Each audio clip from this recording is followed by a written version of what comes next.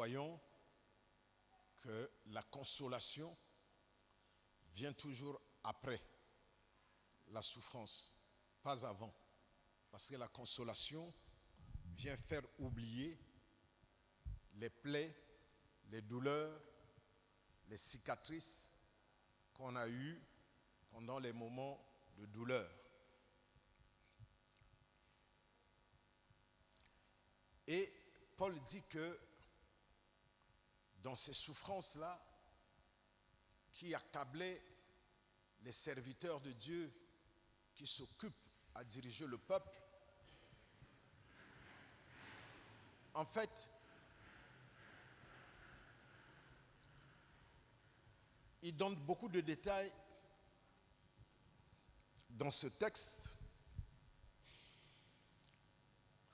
Il dit au verset 3, « Béni soit Dieu le Père de notre Seigneur Jésus, le Père des miséricordes et le Dieu de toute consolation. » Mais avant cela, vous voyez qu'il parle de la grâce, de la paix.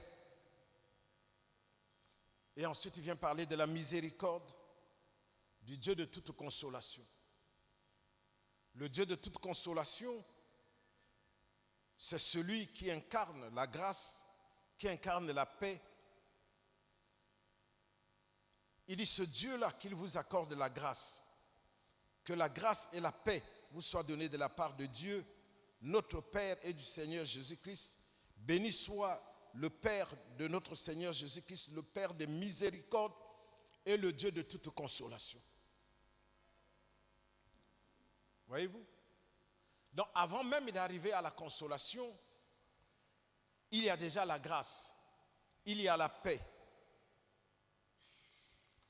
il y a la miséricorde avant d'arriver à la consolation. Il y a la grâce, il y a la paix, il y a la miséricorde avant de vivre la consolation. Et Paul va expliquer que lorsqu'il était en Asie, ils ont vécu des choses terribles où ils croyaient qu'ils allaient mourir. Mais ils se sont dit, d'accord, même s'il faut mourir, nous allons mourir. Mais par la grâce de Dieu, au lieu de compter sur nos forces, de nager, de faire ceci pour survivre, nous préférons compter sur Dieu parce que Dieu est aussi capable de nous ressusciter. Alléluia. Ça veut dire qu'avant que la consolation n'arrive, il y a déjà la grâce que Dieu accorde pendant l'épreuve. Ça dit que l'épreuve est là, mais à l'intérieur de l'épreuve, tu sens la paix au-dedans de toi. Une paix qui te dit que cette situation, telle qu'elle est arrivée, telle aussi elle passera. Et parce que Dieu est un Dieu de miséricorde, je ne pense pas que Dieu m'a livré en pâture. Parce qu'il est miséricordieux. Et ce Dieu miséricordieux va m'accorder la paix. Parce que la paix fait partie des éléments qui accompagnent la grâce. Celui qui s'appelle la grâce, c'est Jésus. Celui qui s'appelle le prince de paix, c'est toujours lui, Jésus. Celui qui est l'expression de la miséricorde de Dieu, c'est lui, Jésus. Donc je suis persuadé que quelles que soient les situations, quelle que soit la persécution, avant que la consolation n'arrive, il y a déjà la grâce. Dites Amen. Avant que je ne reçoive la consolation, après tout ce que j'ai expérimenté, mais pendant ces moments difficiles-là, j'ai senti la grâce de Dieu. J'ai senti la paix de Dieu. J'ai senti la miséricorde de Dieu. C'est-à-dire, quand on est venu me donner l'information, il y avait la paix au-dedans de moi. Alléluia. Mais celui qui a la paix ne veut pas dire qu'il ne ressent pas la douleur. Si, il ressent la douleur, mais il y a une paix qui est au-dedans de lui qui veut lui dire que le même Dieu qui a été avec toi avant que cette situation n'arrive sera encore avec toi, sera toujours avec toi jusqu'à ce que tu vas t'en sortir. Et puis, la difficulté est là, la douleur est là, la souffrance est là, le malaise est là. Mais c'est la paix qui te soutient. Alléluia. C'est la paix qui te soutient. Vous savez, hier, je me suis réveillé très tôt ce matin pour partir à une réunion que je viens à peine de terminer avant de venir ici. Je n'ai pas suivi l'actualité. Mais hier, déjà, on en est ça en France. Ce vent qui va souffler dans l'île de la Réunion et qui va atteindre jusqu'à 250 km/h. Et ce genre de tempête a eu lieu il y a 50 ans. Et la presse en train d'informer la population. On a dit aux gens que la tempête devait passer entre la nuit d'hier à aujourd'hui. Les vents vont souffler jusqu'à 250 km/h. On a montré comment les préfets s'organisent. Ils ont pris un gymnase, ils ont fait des lits. Et on a dit aux gens, vous allez rentrer dans vos maisons, restez dans vos maisons, ne sortez pas jusqu'à mardi.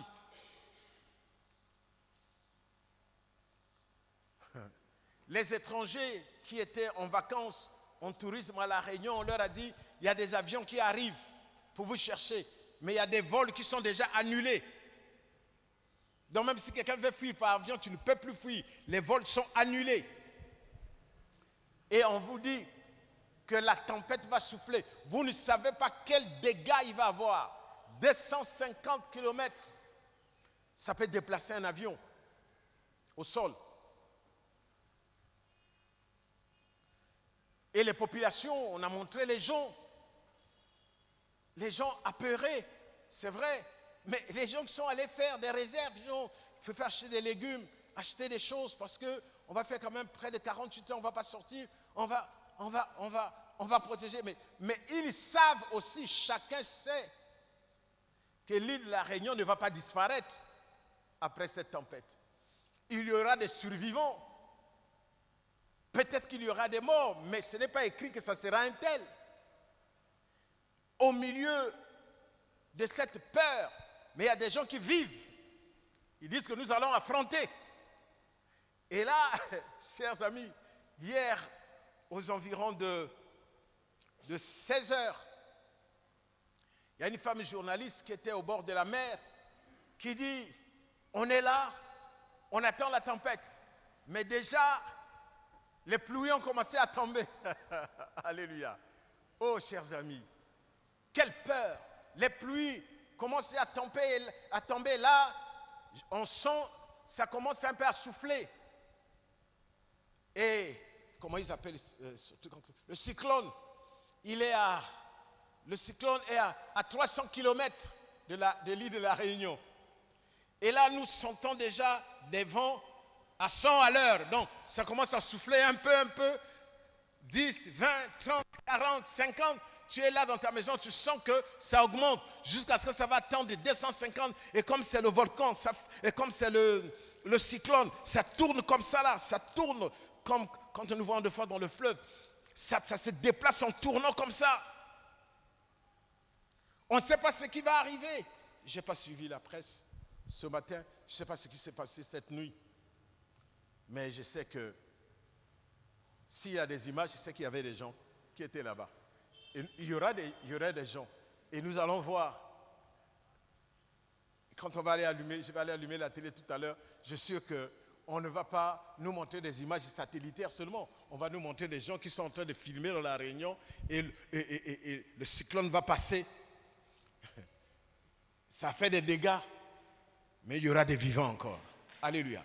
Et c'est à l'intérieur de ces instants-là que tu sens que croire en Dieu, c'est la meilleure des choses. Parce que là, tu n'as pas d'autre choix que de dire, Seigneur, je remets ma vie, celle de mes enfants, de ma famille, de ma maison, entre tes mains. Regardez, vous avez vu la crue qu'il y a eu du fleuve Congo, non? À Kinshasa et puis chez nous, l'eau est montée, là, le restaurant m'a mis, je ne sais pas dans quel état, je ne suis pas arrivé au bord du fleuve, mais Kinshasa, la belle cité du fleuve, est inondée. Vous comprenez? La belle cité du fleuve est inondée. Mais est-ce que vous savez qu'il y a 50 ans, que cela s'était déjà produit? Que ça avait commencé au lac Tchad. Là-bas au nord, le lac Tchad, il y a eu une grande remontée d'eau, des remontées d'eau qui ont porté même une catégorie de poissons qui n'existait pas au Congo, qu'on appelait le Congo Asika. Quand vous avez entendu parler de ce poisson, Congo Asika, c'est un poisson qui était au lac Tchad. Et quand il y a eu la crue, l'eau est montée. Ces poissons-là sont rentrés dans l'Ubangi, tout ça, jusqu'à atteindre le fleuve Congo. C'est comme ça que nous avons commencé à manger le Congo Asika, à cause de cette montée des eaux qu'il y a eu il y a plus de 50 ans. Alléluia. Et donc, généralement, ces choses-là peuvent arriver une fois les 50 ans, une fois les 60 ans. Ce qui arrive à La Réunion, ça s'est passé aussi, ce genre de cyclone, ça fait plusieurs dizaines d'années que c'est passé. Alléluia. Et la Bible dit, il n'y a rien de nouveau sous le soleil. Donc, les gens ont toujours survécu au milieu de ces tempêtes. Le mot tempête existe même dans l'Ancien Testament. Mais la population du monde continue à augmenter, les constructions, les habitations. Au mois de fin novembre, début décembre, j'étais en Guadeloupe. Je suis arrivé jeudi, vendredi, le soir, on a fait le programme. Et puis, la nuit du samedi à dimanche, on m'avait mis dans un hôtel où j'avais un salon en bas et puis ma chambre était au-dessus. Je prenais l'escalier de l'intérieur. Et puis là, vers 3 heures du matin, j'ai senti que mon lit a bougé. J'ai senti qu'on a bougé mon lit. Quoi. Je me réveille. Et puis je sens encore qu'on bouge mon lit. J'ai dit, oh, ce n'est pas un rêve, c'est la réalité. Ça, c'est quel esprit, ça, qui vient secouer juste mon lit. Je dis, bon, Seigneur, il y a 2 choses. La première, soit c'est toi qui as envoyé ton ange me réveiller pour que je prie. Et je suis en train de l'expliquer à l'église le dimanche. Je dis, bon, soit c'est toi qui as envoyé ton ange me réveiller pour que je prie, ou soit c'est un démon qui veut m'empêcher de dormir pour que je ne sois pas en forme ce matin. Et j'ai regardé dans la salle, tout le monde s'est mis à rire. Tout le monde s'est mis à rire, tout ça. Après, il me dit, non, pasteur, c'est un séisme. C'est un séisme qui a eu lieu cette nuit de magnitude 6. Hein? C'est un séisme. Je dis, c'est un séisme. Il dit, oui, pasteur, c'est un séisme. Et le pasteur qui m'a reçu va me dire, depuis que je suis en Guadeloupe, ça fait plusieurs dizaines d'années, il y a des petits séismes de magnitude 1, mais de 6 comme ça, même moi-même j'ai eu peur. J'ai dit, oh. J'ai dit, mais non, comment chez moi, ce n'est que le lit qui a bougé? Ils ont dit non, parce que vos maisons, l'hôtel où vous êtes là, ont été construits avec des dispositions anti-sismiques. Donc, quand ça bouge là, le bâtiment est préparé à recevoir ce genre de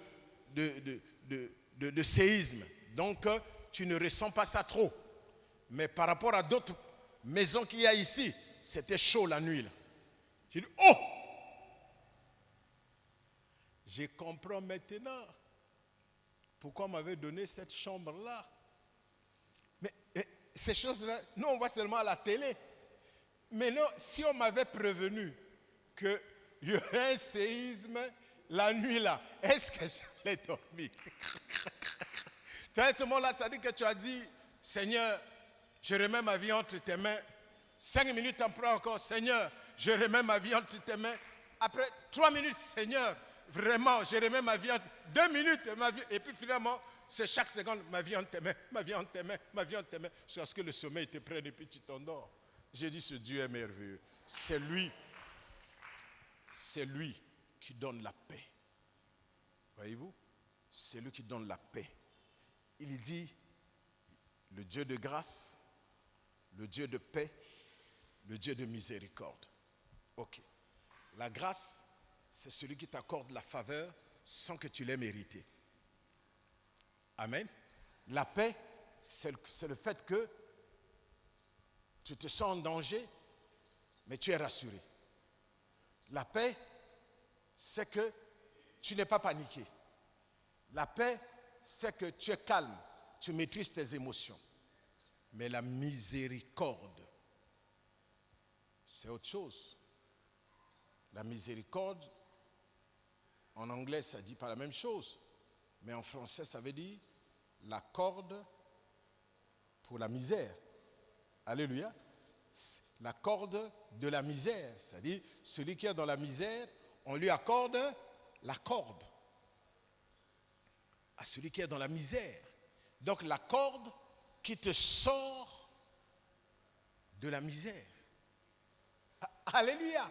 Ça veut donc dire que au-delà de la grâce, au-delà de la paix, il y a Dieu lui-même de paix, Dieu lui-même de grâce, qui te tend la corde dans la misère pour te faire sortir. Alléluia. La grâce, la paix, la miséricorde, à la fin, ça te donne la consolation. Alléluia. La consolation vient à la fin. Tu as dépassé, tu es passé par la grâce. Tu es rentré dans sa paix. Tu as expérimenté sa miséricorde. Et tu es consolé. Alléluia. Chers amis, nous qui sommes là, nous sommes des humains. Nous avons ici des âges variés. 70 ans, 60 ans, 50 ans, 40 ans, 30 ans, 20 ou moins. Chacun de nous, dans le domaine, dans son parcours, sait ce que c'est de manière pratique la grâce de Dieu. De manière pratique, ce que c'est que la paix que Dieu seul donne. Ça dit, tu ne comprends pas, mais tu es en paix. Alléluia. La tempête est en train de souffler, l'eau est en train de rentrer dans la pirogue. Jésus dort. Et les disciples lui disent, mais ne vois-tu pas que nous périssons? Ne vois-tu pas? Le problème c'est que quand tu as la paix, on dirait que tes yeux ne voient pas la réalité qui est là. Ça voit seulement la réalité de Dieu qui est vivant dans ta vie. La réalité de la présence de Dieu supplante ce que tes yeux naturels voient. Et ça te prépare. Quand tu es sorti de là, tu es consolé. Tu es consolé pourquoi? Pour avoir eu raison de faire confiance en Dieu. Pour avoir eu raison de faire confiance en Dieu. Chaque fois qu'on parle de la grâce de Dieu, ça fait remonter chacun de nous à certains événements. Chaque fois qu'on parle de la paix de Dieu, ça nous fait remonter à certains événements. Quand on parle de la miséricorde de Dieu, il y en a qui pleurent parce qu'ils savent là où Dieu est allé les prendre. Ils étaient dans la boue, il leur a tendu une corde, il les fait asseoir avec les grands. Voyez-vous, il était quelqu'un de totalement ignoré dans une famille dernière de la classe sociale. Mais Dieu attend la corde et puis il le met au sommet. Alléluia. Mais il n'oublie pas là où Dieu l'avait pris. C'est pour cette raison, quand il voit les autres qui sont là-bas, il est consolé parce qu'il sait que le Dieu qui lui a fait faire ce parcours va le faire aussi pour les autres. Il garde la paix devant l'avenir de ses enfants. Il garde la paix devant l'avenir des personnes qui se confient à lui. Il garde la paix devant les personnes qu'il part exhorter, les personnes qu'il part encourager. Vous savez, pour ceux qui sont là, qui prêchent, pour ceux qui exhortent, chacun de nous ici, on a eu l'occasion une fois d'exhorter quelqu'un, ou encore aujourd'hui, même avant de venir ici, on a exhorté les gens. Mais quelquefois, vous êtes en face de quelqu'un qui connaît les mêmes problèmes que vous. Amen, qui vous explique ce qu'elle vit, est-ce que vous allez commencer par lui dire que moi aussi j'ai le même problème? Alléluia.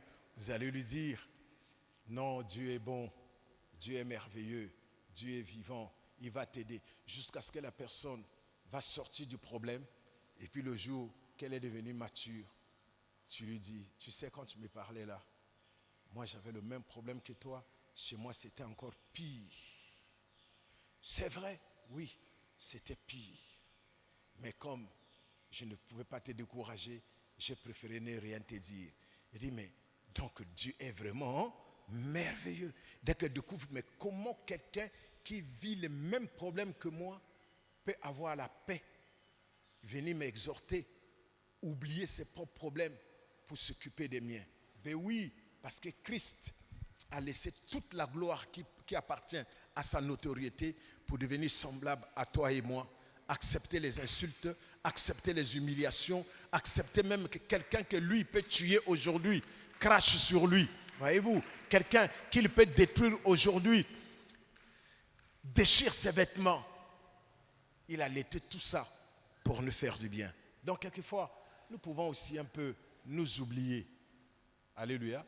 Pour descendre au niveau des situations des gens, afin que le jour où tout cela va se régler, nous soyons tous consolés.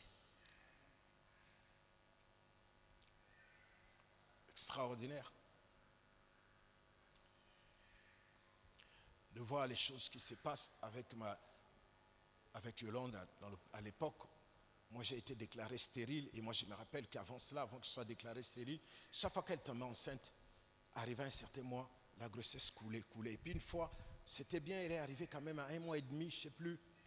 On habitait à Machona Zulu. Et puis il y a une maman qui est arrivée. Une maman qui est arrivée, elle dit, maman, vraiment, même le Seigneur m'a dit que je vienne, que tu pries pour moi. Et moi, j'étais, je ne sais pas où. Elle a prié pour la maman est partie. Et quand elle est rentrée dans la chambre, chez elle-même, le sang est sorti. Tout est parti. 9 mois plus tard, la maman l'a accouché. Mais elle ne pouvait pas lui dire que quand j'ai prié pour toi après, chez moi ça coulait. Si on est superstitieux, on peut dire, Bimi pour qu'il y ait bota. Alléluia. Mais ce n'était pas du tout ça. C'est juste les choses que Dieu lui-même, il règle selon sa volonté et ce qu'il veut faire dans la vie de tout un chacun. Moi, je ne vais pas refuser de prier pour quelqu'un parce que moi-même j'ai des problèmes, mais Dieu lui-même, il a des problèmes. Alléluia. Les problèmes que Dieu a, ce sont nos problèmes.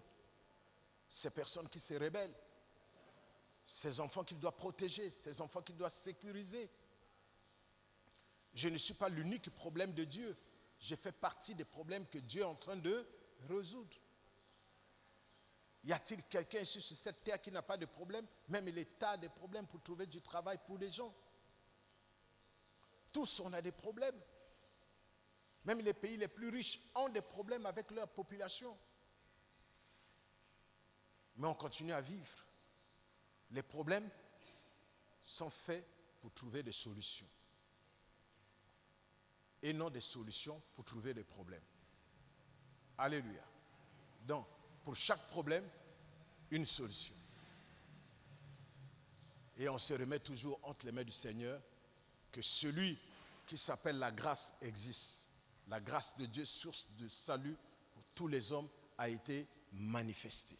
La grâce est manifestée. Et Dieu envoie le Saint-Esprit.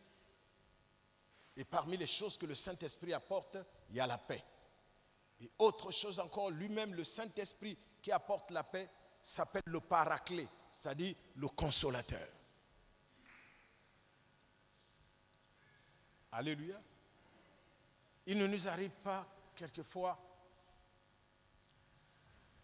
d'apprendre des choses qui sont arrivées et puis tout d'un coup, tu sens comme le froid traverser la pointe de tes pieds, comme si c'est un début de paralysie.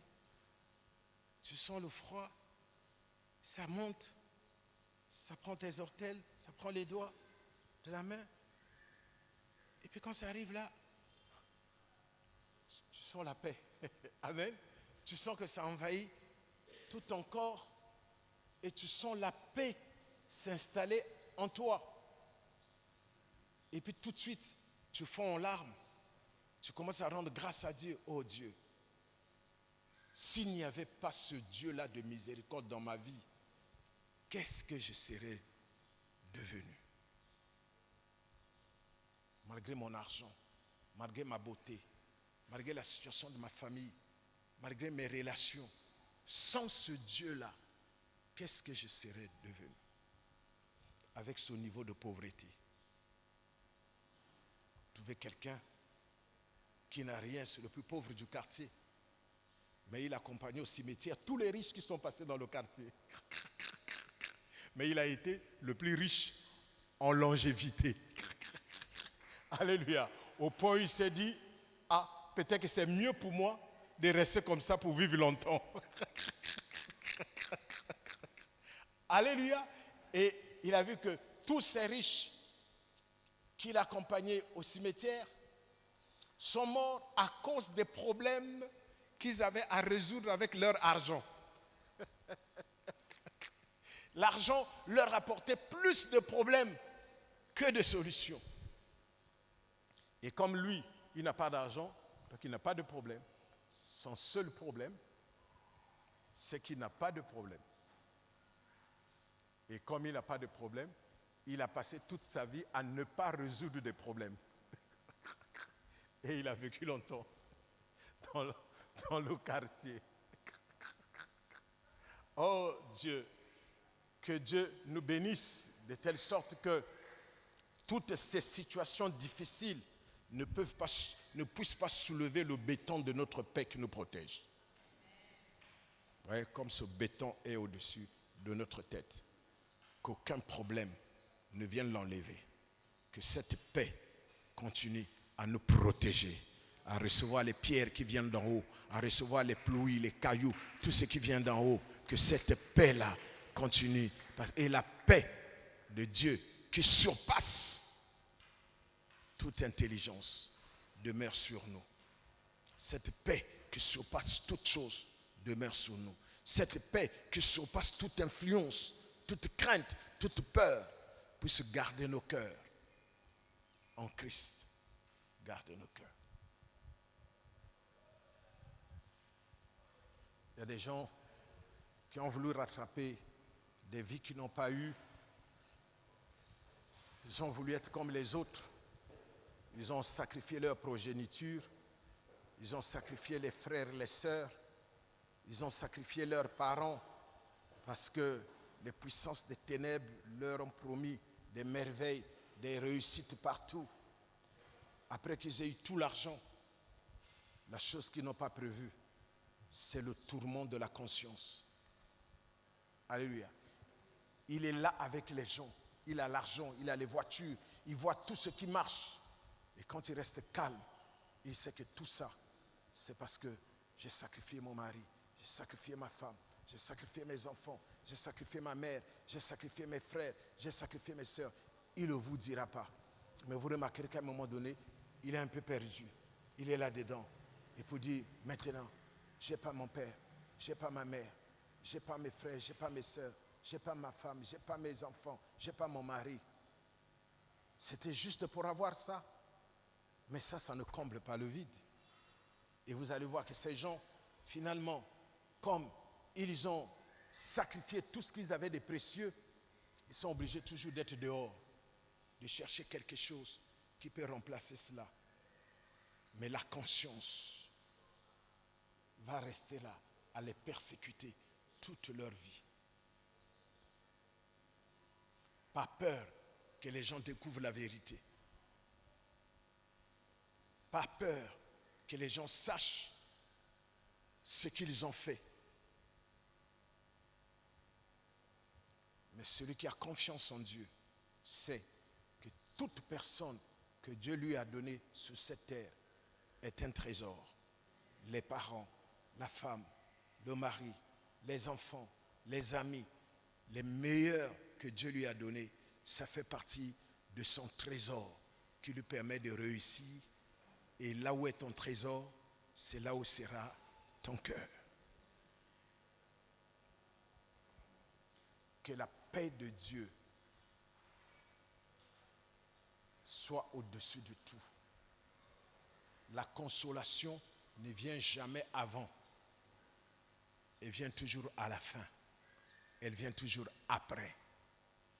Et après avoir regardé tout ce que nous avons connu, les guerres de 97, les explosions de 2012, les guerres de 98, toutes ces choses qu'on a connues, il y a beaucoup de nos parents, beaucoup de Congolais que nous connaissons qui ont souffert. Mais aujourd'hui, on peut dire que Dieu est en train de nous consoler. C'est vrai qu'il y a des personnes qu'on a perdues pour toujours, mais la consolation vient aussi pour l'installer l'espérance. Ça t'installe la meilleure application de l'espérance. Tu dis que oui, Dieu est bon, Dieu est fidèle, Dieu est merveilleux.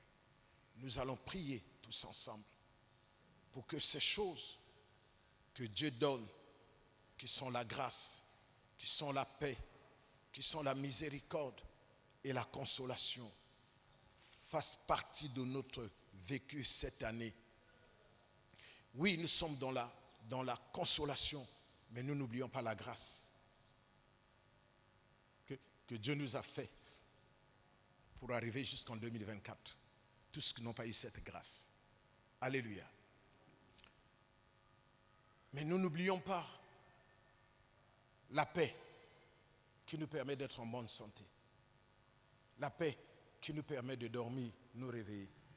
La paix qui nous permet de manger, d'avoir l'appétit et même de digérer. La paix qui nous permet d'avoir une hygiène, d'aller aux toilettes, d'aller prendre la douche, alors qu'il y en a, il faut des sondes pour qu'ils aient tout ça. Alléluia. N'allons pas oublier la miséricorde de Dieu, cette corde de grâce que Dieu nous tend toujours, qui ne nous a pas quittés pour nous sortir chaque fois des situations et nous placer, n'est-ce pas, au large pour vivre pleinement de sa grâce et de son amour. Nous allons nous mettre debout et nous allons prier. Nous allons prier pour demander à Dieu, Seigneur, je veux demeurer dans cette grâce. Je veux être sous cette grâce. C'est par grâce que je suis rentré dans cette nouvelle année. Et c'est par grâce que je vais terminer cette année pour rentrer dans la nouvelle année. Élevons nos voix, commençons à prier. Oui, Seigneur, je bénis ton nom pour cette année 2024. C'est vrai que beaucoup n'ont pas vu cette nouvelle année. Il y en a qui sont partis juste le 1er janvier, d'autres le 31 à minuit. Ils n'ont même pas eu l'occasion de respirer l'air de 2024. Mais toi, tu m'as fait grâce d'accéder à cette nouvelle année. Je vais te remercier pour la grâce. La grâce, c'est la faveur imméritée. C'est tout ce que tu m'accordes, quelquefois sans que je l'ai demandé. Tout ce que tu m'accordes sans que je l'ai mérité. Parce que toi, le Dieu des armées, tu en as décidé ainsi dans ta souveraineté, dans ton dessein de Dieu puissant, de créateur, de maître de ma vie. Tu as décidé ainsi. C'est pourquoi je vais demeurer sous cette grâce cette année. Je vais continuer à compter sur cette grâce cette année. Je vais continuer à m'appliquer sous la grâce cette année. Je vais continuer à me mettre sous la couverture, sous le parapluie de la grâce cette année. Et la grâce, c'est qui? C'est Jésus-Christ lui-même. Oui, je vais me mettre sous cette grâce qui m'enseigne des choses. Élève ta voix, prie. Prie. Seigneur, j'ai besoin de ta grâce. J'ai besoin de ta grâce, Seigneur. J'ai besoin de ta grâce. Oui, cette grâce a été manifestée. Cette grâce, elle nous enseigne. Cette grâce nous apprend des choses, nous fait renoncer à des choses. Mais Seigneur, je veux vivre pleinement cette grâce. Je veux vivre complètement cette grâce. Je veux vivre richement cette grâce. Je veux vivre en abondance de cette grâce. Dans le nom de Jésus. Quand la grâce est là, c'est que Dieu y est. Et quand Dieu est là, il manifeste sa grâce. c'est ce que j'ai de meilleur. C'est ce que tu as disposé pour moi. C'est ce que tu as préparé pour moi. C'est ce que tu as planifié pour moi. C'est ce que tu disposes pour moi chaque jour pour que je sois sous la grâce. Là où les autres se battent pour avoir, moi je l'obtiens par la prière. Là où les autres sacrifient, moi je l'obtiens par la prière.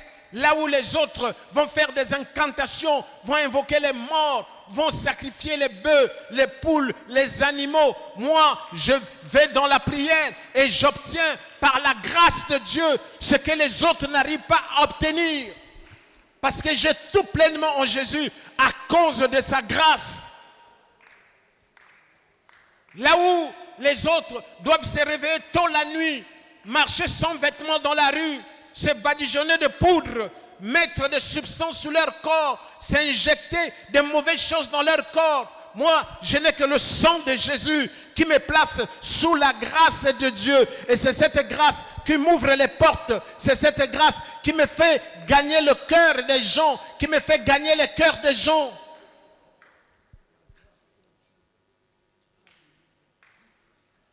Seigneur, ta grâce qui fasse que là où je me posais des questions, comment je vais faire, ta grâce va faire. Là où je me demandais qui va m'aider, ta grâce va contribuer à ce que je sois aidé. Là où je me demandais par qui je vais passer, ta grâce va me faire trouver le passage. Oui Seigneur, je me place sur cette grâce, je me place sur cette grâce. Cette grâce, le Dieu de grâce, le Dieu de grâce c'est toi, le Dieu de grâce c'est toi, le Dieu qui apporte des opportunités illimitées, c'est toi Seigneur. Par ta grâce, moi qui ai été oublié, on se souvient de moi. À cause de ta grâce, moi qui ai été oublié, l'on se rappelle de moi, on m'appelle par mon nom, on me dit qu'on ne t'a pas oublié. À cause de la grâce, à cause de la grâce, à cause de la grâce, moi qui ai été refusé, rejeté, à cause de la grâce, je suis récupéré, reconnu par mon père, par ma mère, je suis récupéré par l'entreprise, je suis rappelé à cause de la grâce. Là où personne ne pouvait me faire rentrer, la grâce me fait rentrer. Dis, la grâce me fait rentrer. Là où personne ne peut rentrer, là où personne n'est jamais rentré, la grâce me fait rentrer. La grâce me fait rentrer. Là où personne n'a jamais touché, la grâce me fait toucher. Là où ma famille n'a jamais accédé, le niveau que mes parents n'ont jamais atteint, la grâce me fait accéder. La grâce me fait passer au niveau supérieur. Au nom de Jésus, je crois en la grâce, en la puissance de la grâce, en la force de la grâce. Je crois en la plénitude de la grâce. Dis ta grâce, Seigneur. Cette année, je vais expérimenter la grâce pour ma grande consolation. Nous allons prier maintenant pour la paix. Tous les éléments qui viennent pour voler la paix sont restés derrière nous. Tous les éléments qui viennent pour enlever la paix partent loin de nous. Que la paix de Dieu nous habille comme un manteau. Que la paix de Dieu nous submerge comme des eaux. Élevons nos voix, prions. Dieu de paix, tu nous as donné Jésus, le prince de la paix. Celui qui nous donne la paix, qui ne la donne pas comme le monde donne. Il nous donne la paix qui vient de l'intérieur par sa présence et par sa puissance pour nous permettre de nous placer au-dessus des situations. La paix que toi seul Dieu te donne. La paix qui nous vient par ta présence personnelle dans nos vies. Seigneur, ta paix. Je refuse toutes les maladies qui viennent par le manque de paix. Je refuse toutes les situations dénigrantes, humiliantes qui viennent par le manque de paix. Oh Dieu, installe ta paix dans mon cœur, dans toutes les situations, dans toutes les difficultés, que ta paix me place au-dessus de la mêlée. Prie après moi, dis Seigneur Jésus, tu me donnes ta paix, tu m'as laissé ta paix. Cette paix, c'est aussi toi-même, au-delà de la tribu. C'est toi-même, le prince de paix qui s'installe en moi. Toute chose qui vient voler ma paix, sort de ma vie, au nom de Jésus. Toute chose qui vient perturber ma vie, s'éloigne de moi, au nom de Jésus. Toutes les situations organisées dans le monde des ténèbres pour détruire ma paix dans ma maison, dans ma famille, dans mes relations, dans mes activités, je les chasse, je les chasse, je les chasse, je les chasse, je les chasse au nom de Jésus. Dieu de paix, je veux la paix, celle que toi tu donnes, celle que toi tu laisses, à la manière de Dieu, pas à la manière des hommes. Oui, ta paix, ta paix, ta paix, ta paix chaque jour, ta paix chaque instant, ta paix toute l'année, ta paix dans toutes les situations, ta paix en toutes circonstances. Seigneur, renforce ma paix, renforce ta paix, renforce la paix dans mon cœur, au nom de Jésus. Renforce la paix dans mes relations. Tout ce qui est ennemi de la paix, fuit devant ma vie, au nom de Jésus, au nom de Jésus. Il fuit devant ma vie, au nom de Jésus. Il fuit devant ma vie, au nom de Jésus. Je résiste à tout ce qui veut voler ma paix. Au nom de Jésus, je les résiste et je les repousse loin de ma vie. Au nom de Jésus. Nous allons prier. Dieu est un Dieu de miséricorde. La miséricorde, c'est le fait que Dieu ait pitié de toi. C'est-à-dire que Dieu rentre dans ta misère et il te tend la main et la corde pour te sortir de là. Autrement dit, tu n'es plus seul. Tu es secouru. Tu as son soutien. Ça veut dire qu'il t'a localisé. Ça veut dire qu'il t'a vu. Ça veut dire qu'il sait que tu es dans les difficultés. Et c'est pour cette raison qu'il vient comme le miséricordieux. Dis après moi, Dieu de miséricorde. Tu as vu la souffrance de ton peuple en Égypte. Tu as dit à Moïse, j'ai vu sa souffrance et son cri est arrivé jusqu'à moi. C'est pourquoi je t'envoie pour aller le délivrer. Seigneur, le Dieu de miséricorde, c'est celui qui délivre, c'est celui qui sauve, c'est celui qui sort des situations. Au nom de Jésus, je ne vais plus vivre ni revivre la misère de mes parents, la misère du passé, la misère des années passées. Au nom de Jésus de Nazareth, ils disparaissent de ma vie, ils quittent ma vie. Tout ce que j'ai vu de mauvais, tout ce que j'ai entendu de mauvais, les pleurs, les angoisses, au nom de Jésus de Nazareth, je sors de cela. Je saisis ta main, je saisis ta main de miséricorde. Seigneur, tu me places au-dessus, tu me sors, je prends l'envol avec toi. Au nom de Jésus de Nazareth, tout ce qui n'est pas de toi, tombe de ma vie et lâche ma vie au nom de Jésus. Tout ce qui n'est pas de toi, tout ce qui n'est pas inscrit dans ton plan de consolation pour ma vie, me lâche maintenant, me quitte maintenant. Que ce soit les maladies, que ce soit les problèmes, que ce soit les réclamations, je suis libéré, je suis délivré, je suis délivré de la sorcellerie, de la malédiction, de l'envoûtement, des réclamations. Je suis libéré parce que le Dieu de miséricorde s'est souvenu de moi, parce que le Dieu de miséricorde a regardé vers moi. Je suis libéré, je suis libéré, je suis libéré.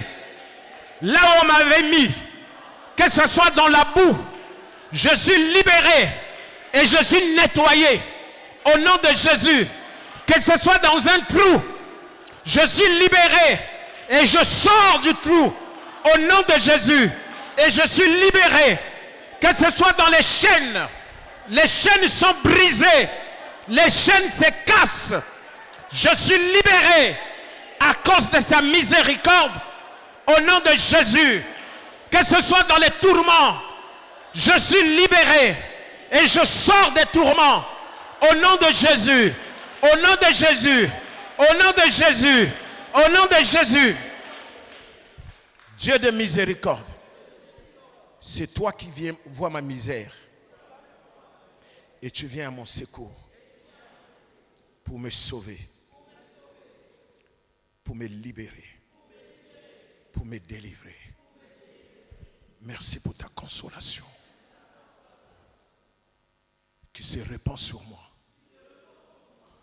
sur mon cœur, sur ma vie, sur ma vue. Ta consolation, même mes rêves sont des rêves de consolation. Mes visions sont des visions de consolation. Les nouvelles que je reçois sont des nouvelles de consolation. Les visites que je reçois sont des visites de consolation. Les appels que je reçois, les messages que je reçois dans mon téléphone sont des consolations. La consolation partout, dans mon téléphone, dans mon ordinateur, dans mes pensées, au travail, au bureau, dans la famille. J'appelle la consolation. Je veux que la consolation, je suis restauré par la consolation. Je suis fortifié par la consolation. Je suis soutenu par la consolation. Merci Seigneur Jésus. Tu es celui qui me console. Tu es celui qui me fortifie. Levons nos mains. Seigneur notre Dieu, voici ton peuple. Tu nous accordes de ta grâce. Tu nous laisses nous développer dans la grâce. Tu nous laisses flirter, communier, célébrer ta grâce.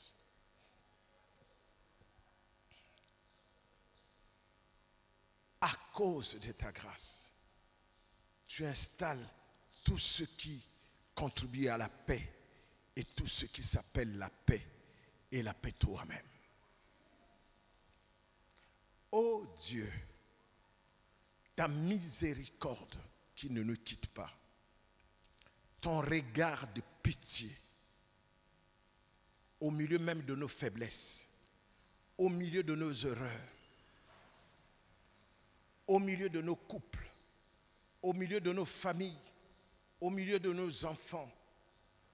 Papa, ta miséricorde, Mawanayo, ta pitié. Tu vois notre misère et tu nous viens en aide. Nous croyons être quelque chose alors que nous sommes misérables sans toi. Tu viens à notre aide. voici ton peuple, mais voici moi. Voici ce bâtiment, voici ce lieu que nous avons choisi pour nous retrouver afin de t'invoquer. Voici quiconque ici a levé sa main vers toi. Plonge ton regard dans nos vies. Déploie la consolation à cause de la grâce, de la paix, de la miséricorde. Mets tout à plat dans le lot de la consolation. Pour que chacun ici puisse le long de cette année chanter l'hymne de la consolation. Voir ta gloire, voir les maladies disparaître dans le sommeil, voir les maladies disparaître en pleine réunion, voir ta puissance opérer et agir dans chaque vie. Dieu de notre Père, Père de notre Seigneur, Roi de l'univers, Dieu des armées. Nous venons ici parce que c'est le lieu que nous avons choisi pour te prier, pour t'invoquer, pour te célébrer. Dieu, oh Dieu, oh Dieu, nous t'invoquons. Quiconque invoquera le Seigneur sera sauvé, nous dit ta parole. C'est toi que nous invoquons. Jésus de Nazareth, c'est toi que nous invoquons. Nous t'invoquons la nuit, nous t'invoquons le jour, nous t'invoquons à la maison, nous t'invoquons dans la rue, nous t'invoquons au travail, nous t'invoquons en ces lieux. Parce que tu es celui qui est digne d'être invoqué, qui exauce nos prières, qui écoute nos cris, qui lit le mouvement de nos lèvres, qui lit les dispositions de notre cœur, qui connaît nos motivations, qui sait ce qui nous fait lever du lit, qui sait, oh Dieu, ce que nous pensons les uns des autres. Ta grâce, ta paix, ta miséricorde précède la grande consolation que tu fais reposer sur chacun de nous. Seigneur, donne ta paix. Donne ta paix à chacun ici. Laisse-nous naviguer dans la grâce. Laisse-nous expérimenter ta paix. Laisse-nous saisir ta main de miséricorde. Et laisse-nous, Seigneur, nous réjouir de la grande consolation. Au nom de Jésus, nous disons 3 fois Amen. Amen. Amen.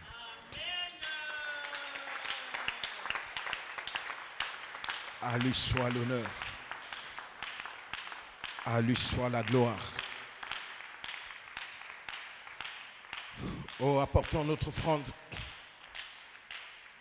Apportons notre offrande, venons bénir ce Dieu vivant, ce Dieu qui donne la paix, ce Dieu de grâce,